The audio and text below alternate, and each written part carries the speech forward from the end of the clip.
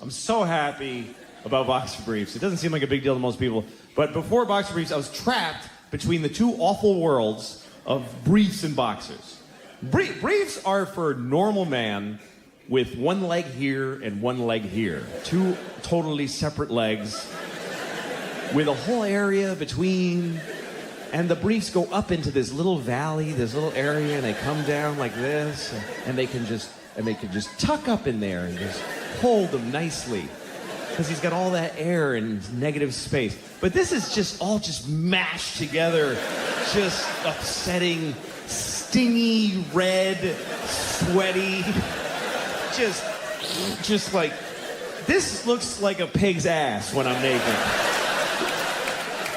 Like, even my dick is curly like the tail. Like, this is a pig's ass. And I pull briefs on and they just go, and they just grab my dick and balls. Like, here's your balls, you fat bastard. You like that?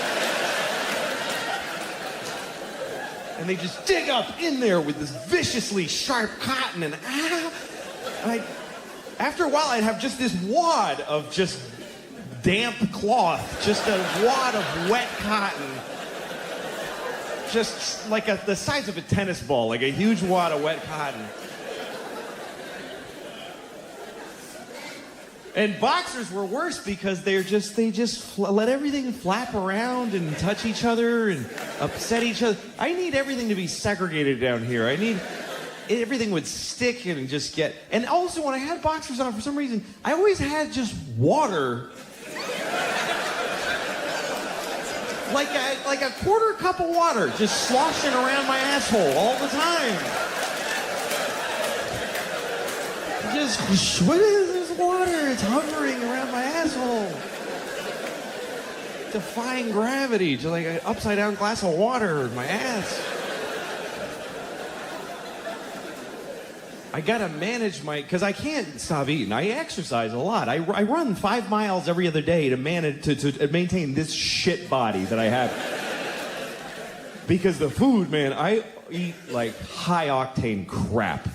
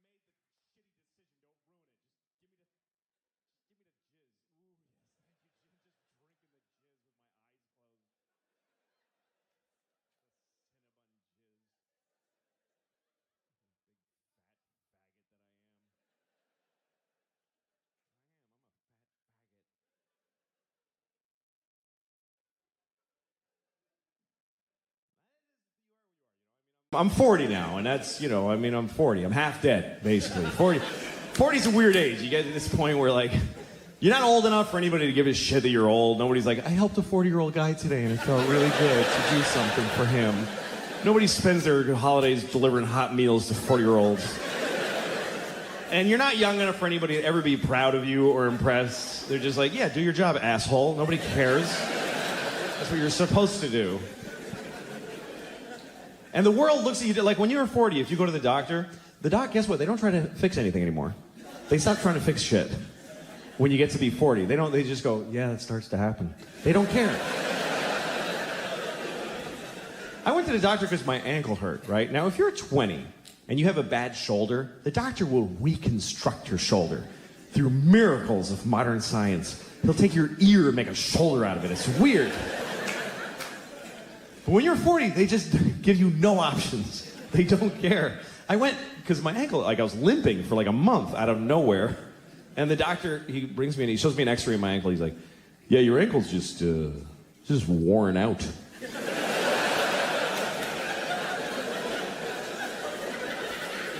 I was like, what do you mean, I injured my ankle? He's like, no, it's just shitty now.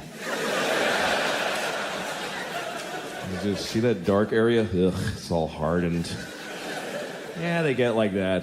And they're not good anymore. I was like, well, so just goodbye? Nothing? Is there nothing? You're just nothing? There's no, it's like an incurable shitty ankle. That's it. And he goes, well, there's things you can do. You can stretch. For a half hour a day, you should stretch your ankle. I was like, how long will that take to fix it? He's like, no, you just do that now. That's just a new thing you do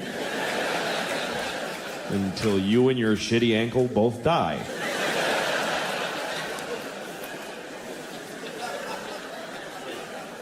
I was like, dude, this hurts a lot. And he goes, well, you could take a leave. Just take a leave. You could buy it, just take it. And you can take whatever amount. It doesn't matter. Like, don't pay attention to the dosage. Like, really? He's like, yeah, you could take 10 a day, you'd be fine. He said take 10 a leave a day. I said, I heard, doesn't that stuff like hurt your intestines? He goes, oh yeah, it'll do some intestinal damage after a while. But you just gotta weigh that against how much you like your ankle not hurting. This is all totally true, by the way. This is exactly what happened. And at one point I was like, hey, what if I was like an athlete or something? He goes, you're not an athlete, so no to whatever else you were about to say. It's bleak. It's harder for old people. My grandmother's 95. She can't see out of her left eye. It just shut off. The last time we went to see her, she's like, I can't see out of my left eye. And we're all like, oh, hey, what was Christmas like in the 40s? Maybe run out the clock on the eye thing if we're lucky, you know? So I go to her doctor. He's right at the end of the hall. He's there always like 90 feet away from her. So I go to the doctor and I said, she can't see out of her left eye at all. And I swear to God, he goes, well, she's probably got a bunch of tumors in her head. I swear to God. That's exactly what he said. I remember it because I was blown away by how none of his education he applied to this particular diagnosis. He said that she's probably got a bunch of tumors in her head. He's a doctor and he called it her head. He almost said fucking head. I swear to God, like that's what he was thinking. She's probably got a bunch of tumors in her fucking head. Oh, who gives a shit? That old cunt will be dead in a week. I ain't gonna get up from my desk. Is it her eye? What, does she need 2 eyes to see the shitty place you fucking put her because you don't love her enough?